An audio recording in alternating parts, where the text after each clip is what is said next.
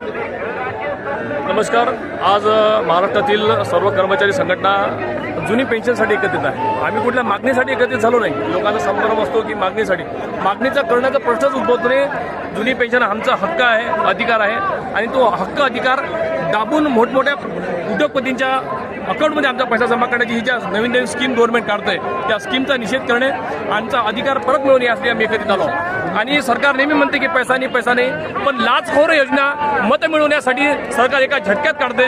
45,000 कोटी सारख्या योजना काढल्या जातात, शेतकऱ्यांना वाऱ्यावर सोडलं जातं. पण मताचं राजकारण जरी सरकारला समजत असेल तर त्या दिशेनं कर्मचाऱ्याला पण एकजूट दाखवावी लागेल. आणि मताची ताकद सरकारला जुमवता येत नसेल तर प्रशासकीय ताकद पण कर्मचाऱ्यांना निर्माण करून शासनाला कसं आपल्याला हेरीस आणता येईल यासाठी आम्ही सगळे एकत्रित आलेलो आहोत. आणि आपण बघतोच आहे की सरकार एका झटक्यात कुठलीही आर्थिक तरतूद न करता पैसा वाटप करून सरकार सत्तेत आणतंय.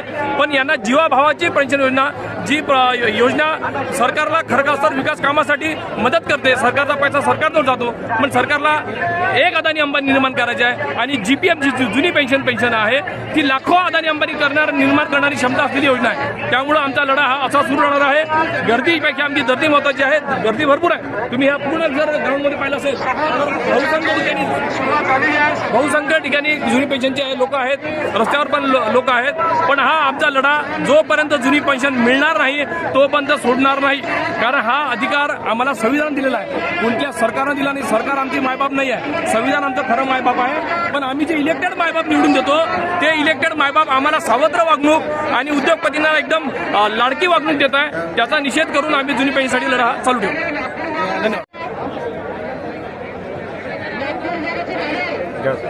नमस्कार, मी गणेश देशमुख, कोषाध्यक्ष राज्य सरकारी कर्मचारी मध्यवर्ती संघटना महाराष्ट्र. खरं तर वेलफेअर स्टेट ही जी संकल्पना आहे ती या भारताच्या राज्यघटनेमध्ये आहे.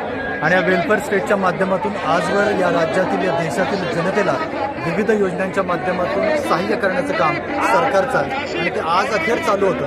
परंतु गेल्या काही वर्षांमध्ये मग तो शेतकरी असो, सर्वसामान्य नागरिक असो, कर्मचारी असो, कुठल्याही योजना सरकारनं आता त्या बंद करण्याचा धडाका सुरू केलेला आहे. शेतकऱ्यांना पेस्टिसाइड्स असतील, खतं असतील, याच्यासाठी जी काही सबसिडी मिळत होती ती आता बंद झाली आहे. घरकामगारांना, घरातल्या महिलांसाठी जी गॅसची सबसिडी होती ती आता बंद झालेली आहे. त्याचप्रमाणे सरकारी आणि निमसरकारी नोकरीमधलं जे प्रमुख आकर्षण होतं आणि ते म्हणजे ती पेन्शन ही संपवण्याचा घाट सन 2004 पासून केंद्र सरकारनं आणि महाराष्ट्रात 2005 पासून तो घातला गेलेला आहे. ही पेन्शन बंद झाल्यामुळं या देशातील करोडो आणि या राज्यातील लाखो लोकांना त्यांच्या भविष्याची चिंता आता गरज भासू लागलेली आहे. जो पूर्ण नोकरीच्या नंतर ज्या सेवानिवृत्त व्हायचं आहे आणि त्या सेवानिवृत्तीमध्ये होणारा जो त्याच्या शरीरावरचा, त्याच्या आरोग्यावरचा जो खर्च आहे तो वाढत असतो. अशा वेळेस मात्र त्याला उत्पन्नाचं साधन काहीतरी असावं म्हणून ही पेन्शन दिली जाते. मात्र ही पेन्शन गेल्या काही वर्षांपासून शासनानं बंद केलेली आहे. ही पेन्शन परत मिळवण्यासाठी या देशातील, या राज्यातील कर्मचारी मोठ्या प्रमाणामध्ये आक्रोश आंदोलनं करत आहेत. या राज्यामध्ये 7 दिवसांचा बेमुदत संप राज्य सरकारी, निमसरकारी कर्मचाऱ्यांनी केला. आणि या 7 दिवसांच्या संपामध्ये या राज्याच्या मुख्यमंत्र्यांनी जुन्या पेन्शन सारखीच पेन्शन योजना देण्याचं वचन या राज्यातील कर्मचाऱ्यांना दिलं. मात्र लिखित स्वरूपातलं हे वचनसुद्धा राज्य सरकारनं पुढं पाळत असताना मात्र टाळाटाळ केली स्पष्टपणे दिसून येते. त्याच वर्षी डिसेंबर 2023ला ज्यावेळेस कर्मचाऱ्यांनी पुन्हा एकदा संपाचा घाट घातला त्यावेळेस या राज्यातील राज्य सरकारनं विधिमंडळामध्ये पेन्शनची घोषणा केली. याचा अधिकृत जी आर 20 सप्टेंबर 2024ला बाहेरही पडला.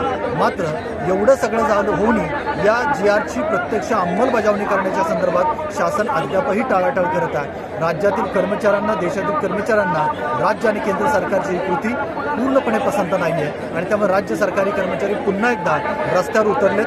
अशा पद्धतीनं राज्य सरकारच्या महामोर्चांना जर राज्य सरकारनं सकारात्मक प्रतिसाद देऊन पुन्हा पेन्शन सुरू केली नाही तर राज्य सरकारी कर्मचारी पुन्हा एकदा हे राज्य बंद केल्यापासून राहणार नाहीत, हे मात्र निश्चित आहे. हे माझं राज्य सरकारला आव्हान आहे की राज्य सरकारने या मोर्चाच्या माध्यमातून ही ताकद विचारात घ्यावी आणि आम्हाला आमची पेन्शन परत द्यावी. धन्यवाद.